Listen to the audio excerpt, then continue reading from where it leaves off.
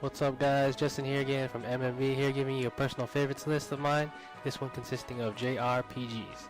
This coincides to my article on the site about the ode to the RPGs and if they're dying, and how I miss quite possibly my favorite video game genre of all time.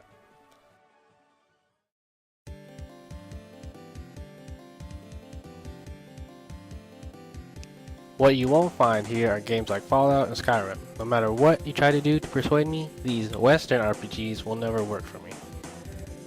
As with many lists on the internet, these will never end and never be right or wrong. So if you don't like mine, just deal with it because you're here watching anyway. One only rule I have for this list is one game per franchise. Otherwise, it'll be riddled with great Final Fantasy games like FF10-2 and FF13. Seriously. Other than that, it's pretty much what I personally enjoyed throughout my gaming life for various reasons. A good JRPG, or possibly any game genre for that matter, makes you have that nostalgic moment that gives you goosebumps and makes you want to pick up and play the game again, no matter how old the game may be. Even after all that is said and done, my opinion's possibly not even going to matter anymore, because this list is not going to include Chrono Trigger. Yes, that Chrono Trigger. The one that's in most people's favorite games ever. Me personally, I just never played it, I just never got to it. Maybe there'll be a time I do and understand why it's so great, but as of now, it's really irrelevant. I also only own a 360, meaning I'm missing out on a lot of PS3 and handheld titles that are really great and I'm really eager to play one day, but that's what happens when you're broke.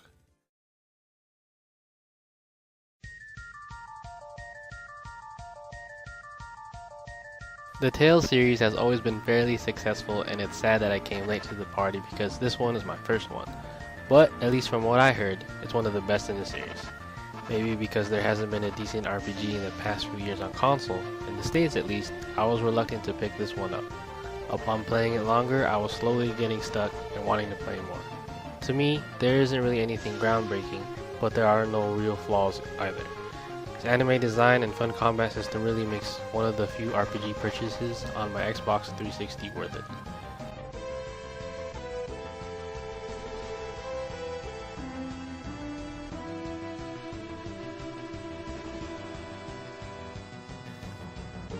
Like I said earlier, only one game per franchise.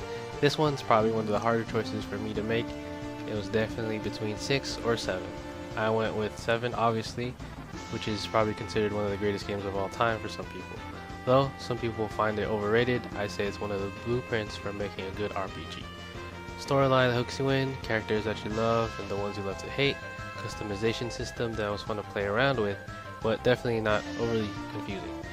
A game that has truly withstood the test of time, produced things like anime, extra content, and extensions based off the original story. Fortunately, no HD remake, something that people have been clamoring for a long time. This is also probably one of the first games that started off that weird attraction towards animated chicks, as Tifa is one of my favorite video game characters ever.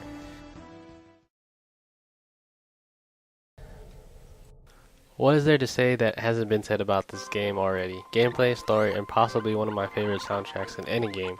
It is also the first RPG I've ever finished, and I even cried a little bit.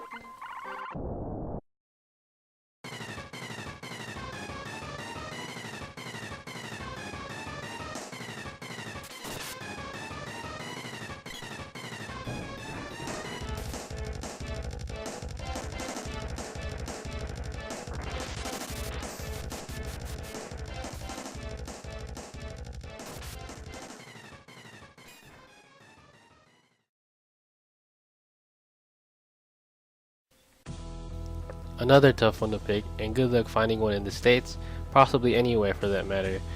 Because it has a limited run, some can sell to $200. And I have 2 copies and they're both really fucked up. Sorry. You know a game is good when probably one of the most badass characters ever isn't even the last boss. A narrative so good you want to see an animated movie made from it, and you'll certainly feel attached to some of the characters and their ever expanding problems and decisions. Maybe even to all 108 recruits you have to get because they add to the story in some way and make the adventure that much better.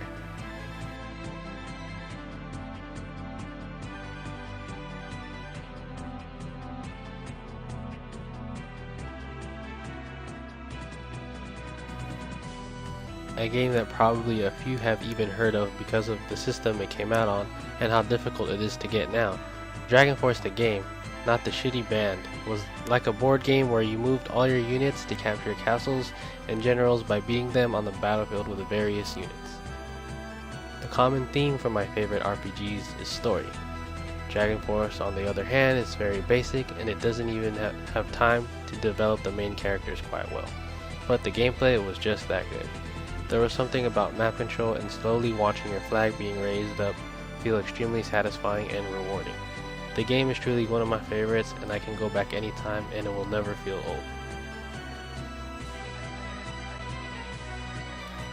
Of course, these are all subjective because there isn't really a best game ever. These are just the ones I've enjoyed. And like I said earlier, I haven't even played all of them. What do you guys think? Pretty standard list of games, but it shows how these have withstood the test of time and showed us how difficult it is to have a substandard JRPG these days. Whenever it is they even bother making those and releasing them worldwide. That's pretty much it for this one. Be sure to subscribe and follow us on all our media outlets for other videos or various content.